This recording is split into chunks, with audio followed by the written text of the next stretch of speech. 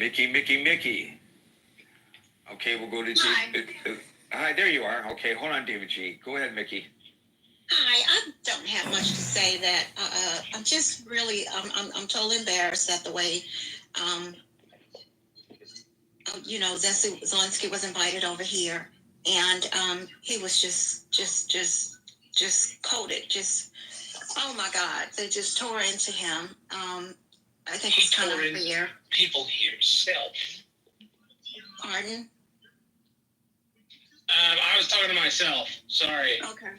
Okay. Yeah, and so I was embarrassed to be an American today, to see the behavior that Vance and Trump exhibited. I know that it's a difficult time and all, but that was just a shame. That's just a crying shame that we at the White House, a free country, behaved the way that we did today. I've not seen a lot of. I've never seen countries who come together to solve issues and so forth carry on that way. I just was mortified at that behavior. And granted that, Zelensky's not all innocent. I think he's trying to do the best for his country. And granted also as well, Putin did come over and invade him and wants certain things. So he was trying to defend his country. And someone said that he said he's doing this alone and that he's not alone. No, he's not alone as far as support, but I think he meant they fought alone because there were no troops, no boots on the ground from any other countries. So I think that's what he meant when he says that. So, but he knows he wasn't alone because, goodness, he had the backup of the support of several European nations as well as the U.S., of course.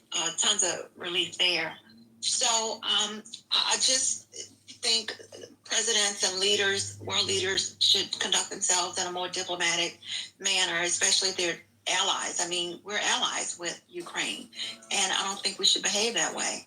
I just think it was just a crying shame. I just could cry at the way the U.S. behaved and exhibited themselves today. So I think that's all I want to say. And to pile on to what you just said, Mickey, and I apologize for doing this, I guess, but I just feel compelled to say that Zelensky was kicked out of the White House. The president said he can come back when he's ready for peace. So I don't know. I think that was the biggest indignity that we saw. And, oh my God, I'm mortified. Yeah, mortified. You're right. By the way, folks, thank you, Vicky. By the way, folks, the air raid sirens are going on in Kyiv right now. And also folks that are trying to get onto the stage, it ain't going to happen, sorry. As of 5 to 6 New York time, we no longer invite people on the stage. I'm going to try to get through everybody before we run out of time and I get a ticket trying to rush to the train. David? Thanks, Gary. Very important room, given the events of today in our nation's capital. I think many in the room agree that Zelensky was coming hat in hand.